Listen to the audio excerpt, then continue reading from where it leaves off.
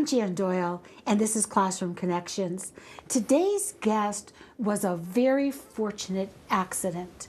I met him and his wife through another guest that was on the show, and I am so excited about bringing them both to Classroom Connections. I'd like to welcome I just had a brain freeze. I'd like to welcome Scott Shuffitt and his wife Sharon. Welcome to the show. I am so sorry. I should just put my finger there and just remember it.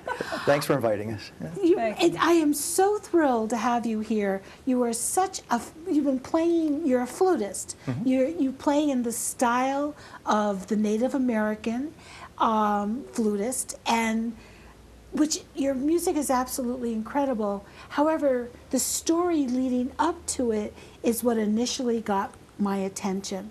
Would you just tell me a little bit about that story, a little bit of the background before we get into the music? Excuse me. Yeah, well, I started people who play the Native American flute are often very deeply touched by it, and they have what they refer to as a flute journey. How did you get started on your journey? When you meet fellow enthusiasts at fluting events, and they have flute circles where you can go with other people and play. They have flute festivals throughout the country where vendors are selling flutes and professional performers are performing on stage, and they're always free. It's not, you don't have to buy a ticket, you go to these events. So I've been attracted to the flute for many years. I would say, it was about 15 years ago, I first heard it on a radio, you're listening to Echoes with John DiLiberto on Hearts of Space, something like that, and it was with new age music and synthesizer in the background. But I was immediately drawn to that sound. And I said, one day I'm going to learn to play that flute. I love that sound. And I'm kind of musical. I play the harmonica a little bit. I'm always whistling. So it was something I wanted to look into. But there weren't any opportunities to see flutes of this style in this area at that time. And then we took a trip out west into New Mexico, and I bought a flute at a Native American reservation. And then another flute while I was there at a music store. And I was so excited to see this instrument finally that I'd been hearing on the radio. I played on and off a little bit for a few years, and I would play every day for about 5 minutes or so, and just to enjoy it, to relax for a little while, to escape from the day.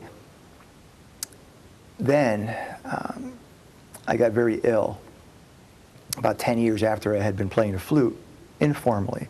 I got very ill, and while I was recovering from my illness, I started playing the flute much more intensely. And because I was home from work recovering, I started doing a lot of research on the internet. I learned about different styles of this particular style of flute and different playing techniques, and I just, for the past 5 years, I've been obsessed almost, immersed in the flute, learning a lot about it and trying to share what I've learned with others so that they may also benefit from it as I have. You've benefited in a way that's almost unbelievable, the benefit that you had. Sharon, would you just tell me a little bit more about that? Because he didn't go into that particular area that we have talked about previously. Right. Share with the audience a little bit about that. Okay, his whole experience Yes. that led him, at least medical experience. We had bought a house, and he was winded, literally. I mean, he just had a hard time getting his breath, and seemed like an upper respiratory infection. And then we found out he was in heart failure, and he was hospitalized for a period of time at Yellow Haven. And during that time, when he was recuperating, it actually put an LVAD in him, which is a left ventricular assist device, which shunts into the heart, and it helps blood pump through the heart because his heart was incapacitated. And so it was a bridge to a miraculous transplant. Device. It is. I'm so grateful for that device and for Yale. But it was a bridge to a transplant and to a heart transplant. They let him go, and he started playing the Native American flute quite frequently when he was home rehabilitating. Yeah, I actually started in the hospital. Oh, yeah. Part of my recovery. I was in the hospital for 7 weeks, most of the time in intensive care. After 4 weeks, they tried to save my dying heart, basically. My heart was dying. Gave me some high-power meds and watched my diet, of course. And it wasn't working, so they said, you are failing. you know, your numbers are dropping, you need a transplant. We don't have any hearts available right away, so it might take a while for you to get this transplant. You have a choice. You can be basically bedridden, very weak like you are now, waiting for a heart to come. Or we can put this device in you that will assist you, it'll assist the heart, and it will give you a much higher quality of life while you're waiting for a heart. But it's a pretty drastic surgery in of itself, and they put this device in me. So 4 weeks I was in a hospital recovering with this device in me. And during that time, they said, oh, you have to breathe heavily, do your breathing exercises. I had fluid buildup in the lungs, and it was very painful. They didn't want to drain the fluid because they wanted to wait to see if my body would respond with the help of this pump and do what it's supposed to do, and it helped clear up the fluid on its own. Eventually, they had to tap me in the back and drain that lung. But during that period, they gave me this little apparatus to exercise breathing.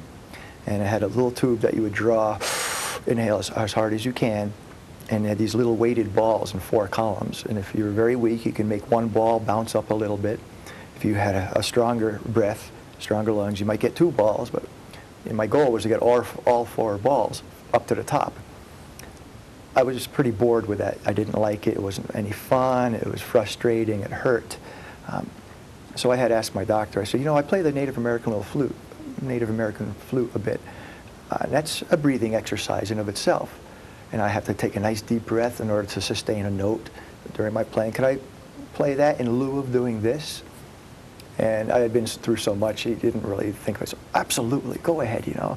And so I brought in a flute, and I started playing the flute.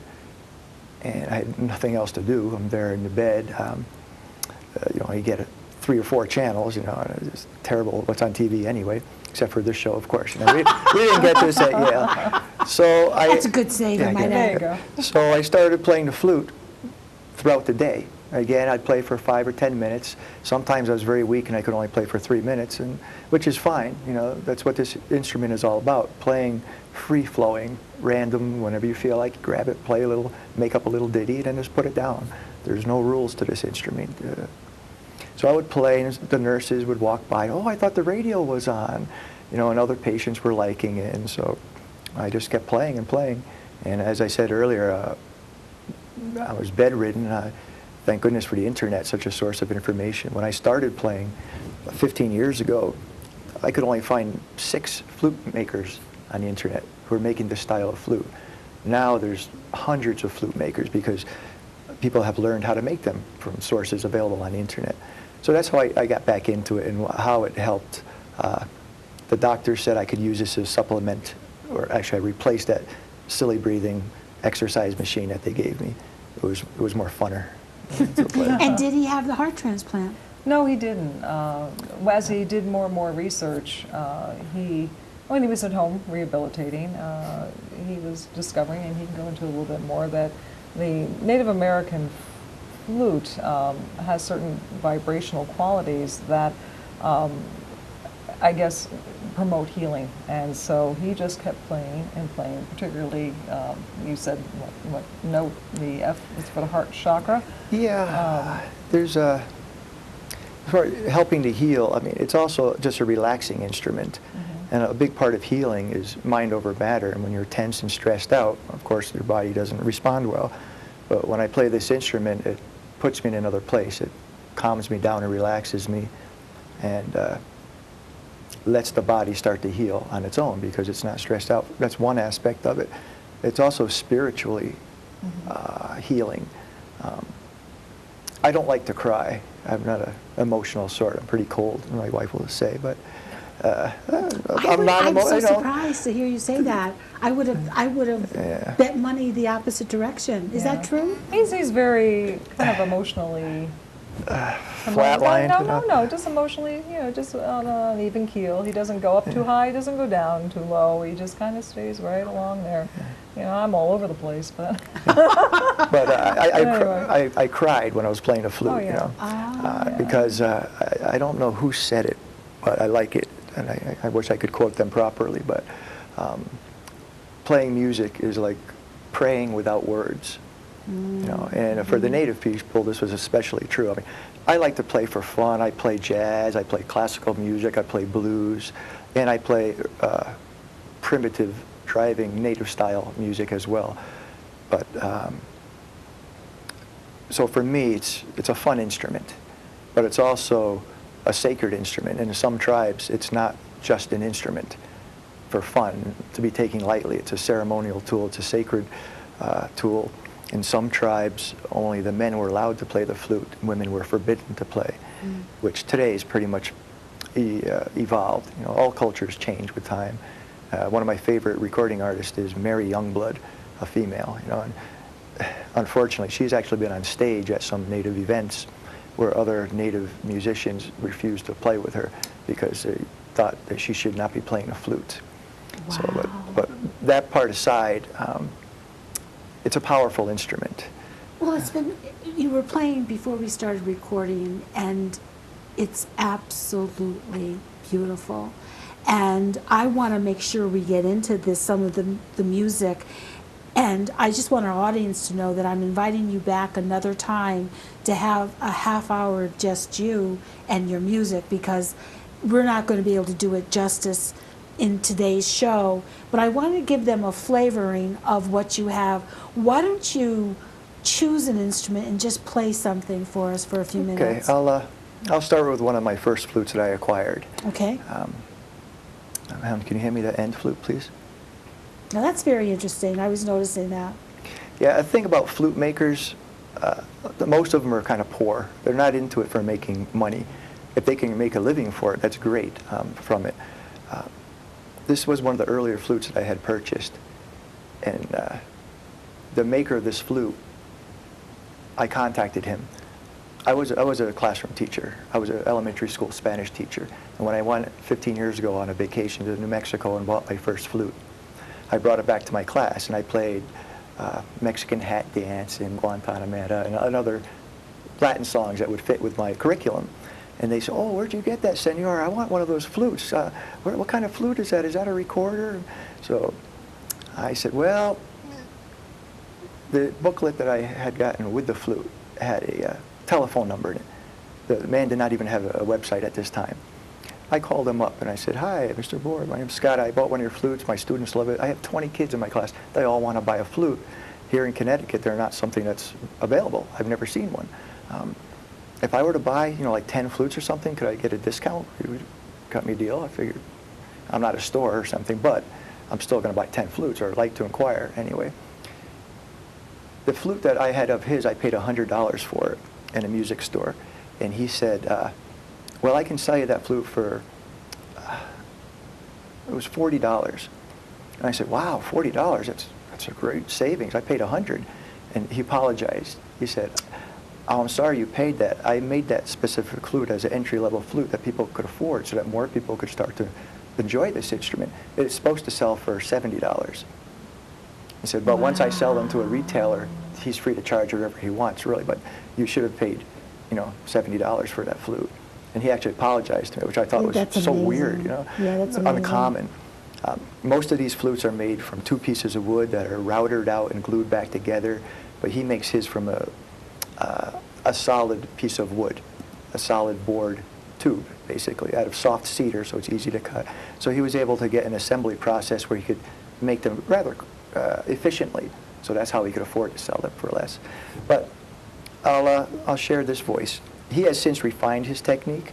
He was kind of new to making when I discovered him.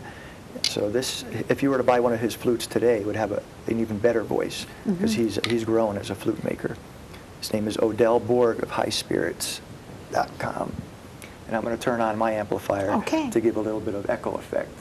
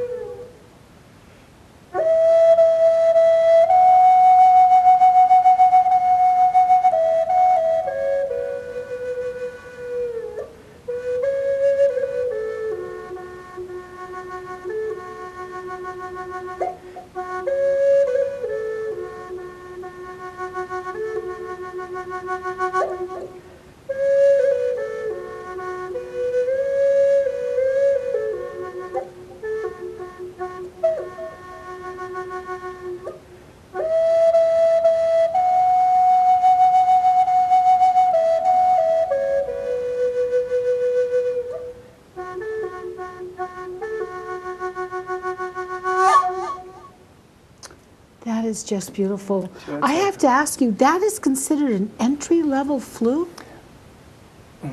No, the first flute I bought from this maker was an entry level, and really how it differs from what we would consider an entry level is in its size. In the beginning, this is kind of a substantial reach for a lot of players to try to spread your fingers out. Oh, okay. I've been playing for so long, and I have kind of long, lanky fingers anyway. The one I had purchased from him was in this key, the key of A, and all native flutes are, not all, but typically they're in a minor scale. So this is an A minor. This is the first one. This is not his flute, this is someone else's, but the size reference is about the same. I see. So this has closer and smaller holes, easier to play for a beginner. Playing technically, they function the same way. They're same type of tuning, everything else is the same. Just the size would make it more appropriate for a beginner. And what about the songs? Do you make this up, or do you read music, or I how does can't that? read a note of music. Really? I have a very good ear. I'm blessed. My dad was a hillbilly from down south. I didn't know him very well. I come from a divorced family, but my mother tells stories of when he would get together with his relatives and have hootenannies, and one would play a banjo and the other on a guitar and the next one on a fiddle, and halfway through they'd switch instruments and just start playing. None of them could read music, so I have that. That's a gift in of itself, I guess. But this instrument is very easy to play because of the tuning. We could talk about that later if you'd like. What I was playing a moment ago to demonstrate this flute was a bit of a tune from R. Carlos Nakai. He's the top native flute performer in the world, probably. He's basically the performing artist responsible for bringing it into mainstream music. He was the first player I had heard on the radio. He released his first album in 1983. Previous to that time, it was not an instrument that was known to most people outside of native communities. Scott, we only have about 10 minutes left. It sounds unbelievable. And I just want to get to a few of the other pieces and have you play something. I promise we're inviting him back. The one that I really want to talk about is the one that I'm mesmerized. Is this one? It's made out of what? Well, these flutes are expensive. This is a $300 flute. Most of my flutes are about $100. I have cheap flutes in my collection for the most part, but I have a couple of special flutes. You can't afford to have a vast collection of higher-end flutes unless you can make them yourself. So I've had enough samples. I've learned how they're made. I understand the physics involved. So the next step is to start making them yourself. I'm not a carpenter. I have no woodworking experience. So I'm starting to make them out of, this is called urban bamboo. Yes, PVC pipe, the same pipe that's in your house for plumbing. Well, that's This is from what's Home Depot. Costs about $2 worth of materials to make. You can make them in any size. It comes in all different sizes. You see, I have a very large flute. I can make one of any size, basically, but this was my first flute to try. And this is a higher pitch flute. So playing your own songs, I sometimes try to play bird sounds because it's a high pitch. And I go out in the yard and I'll play. It does attract birds sometimes. Squirrels will say, "Hey, what's going on?" So I'll play a little bit of this homemade flute. I'll turn that back on.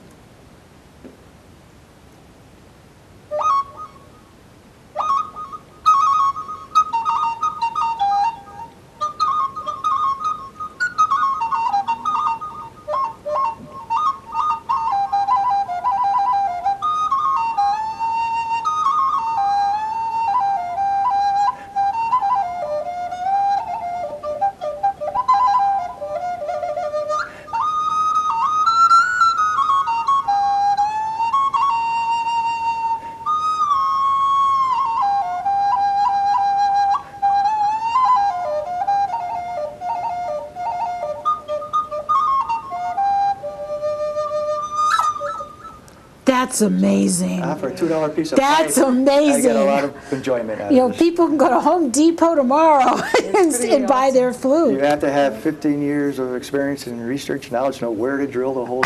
Not really. There's actually tutorials online on how to make one.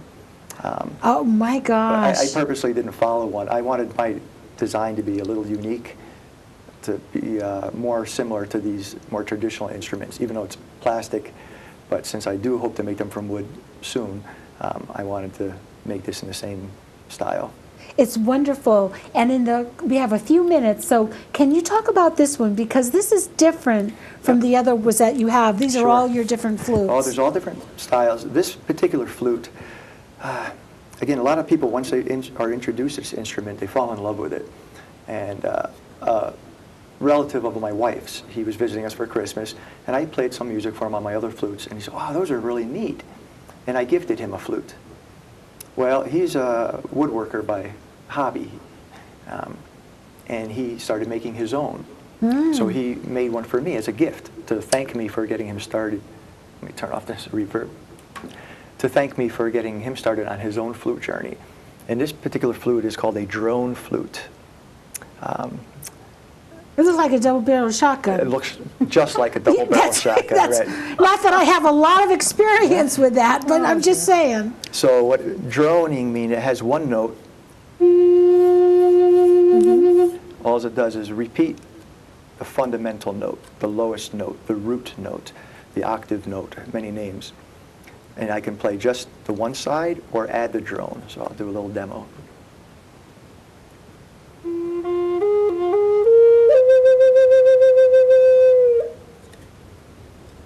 A little echo always helps.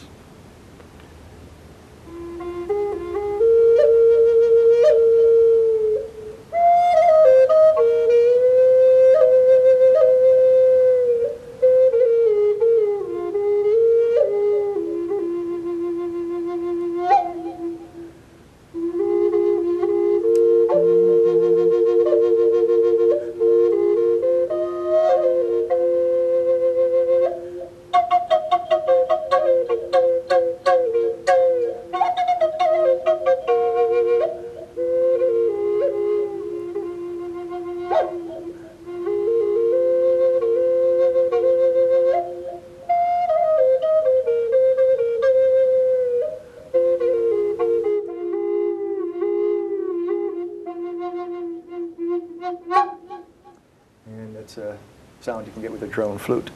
That is just beautiful. That is just beautiful. Yeah, it's amazing. It's amazing. Now I'm noticing there's a little fella here. That's my smallest flute in my collection. And because of the size, it's going to have the highest voice. A lot of people think of it as a fife. And they can play fife-like music.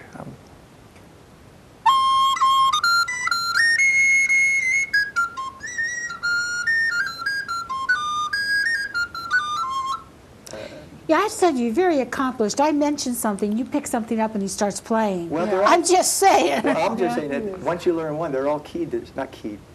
The fingering is the same on all of them. They're all tuned in the same style. Most of the flutes that I have. Now, why does that have that little... This little bird on all of my flutes, or most of the flutes, you'll see this is called a totem or a fetish or the bird. It's part of the sound mechanism. The Native American style flute is unique to North America. They have them in Mexico as well, but and in Canada for the native peoples in all of North America, in that it's actually built with two chambers. You blow your breath into this hole and it stops. There's a dividing wall right there. The air sneaks upward. It's guided by this carving on top, and it compresses the airstream and focuses it so that it then enters the sound chamber after passing by a sharpened edge called, it's like the fipple. So that's why most of these will have, and this particular one, the maker calls a pocket flute. So he glued this in place. Most of them, however, are movable a little bit, and they can give you some nuances to change the voice. You can also remove them to let the flute dry out if it's wetting out on you if you played for a while. So we only have a couple of minutes left. I'm looking at the clock, and what I've noticed, what I'd like to do is if someone wanted to contact you for additional information, do you by any chance give lessons by any chance? I do. I've taught a class at the, one class only at the Guilford Park and Rec, and I enjoyed that a lot. I have a lot of materials that I've prepared for that class, and eventually, I would like to do that again. When I've played at events, if someone buys a flute from me, I sell some flutes too. I've acquired many flutes over the years, and eventually I'll be selling my own. But if they're at an event, at a powwow or the Hammonasset Festival, and I'm playing there, and I will sit with them and give them a lesson on the spot.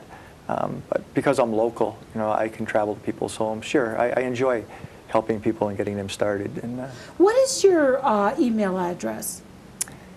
my email address would be Fluter, spelled with Flooter, at sbcglobal.net.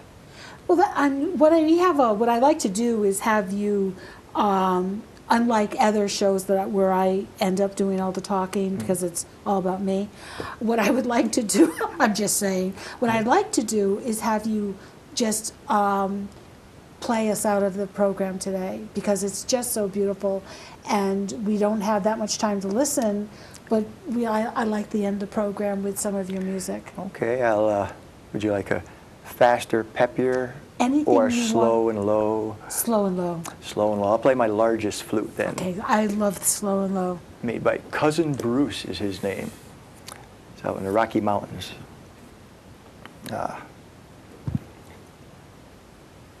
This flute is in the key of A, the same key as this one, only 2 octaves lower. Hmm.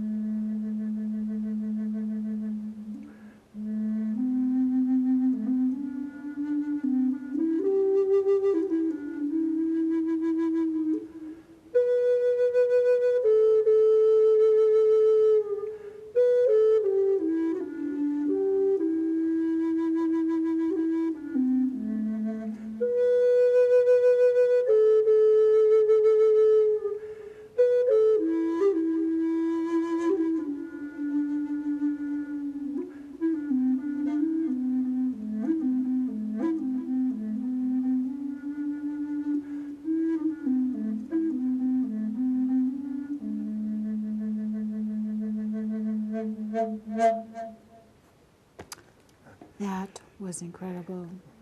That was incredible. Yeah, it's all the flute, it's not me.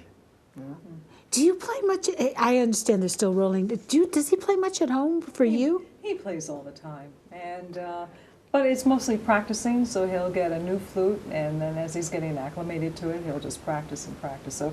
Or learning a new song. Learning a new song. She gets to hear all the mistakes and all the sour notes. Exactly. So I do hear it, and he'll practice on his own with the mic.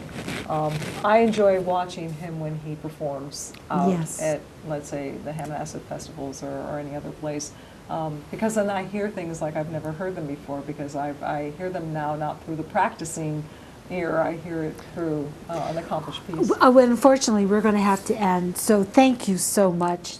Thank you so much. This was wonderful. You're very welcome. Very welcome. Play a little bit more while the credits are rolling. My producer just told me. Okay, I'll play my Hawk Henry's branch flute.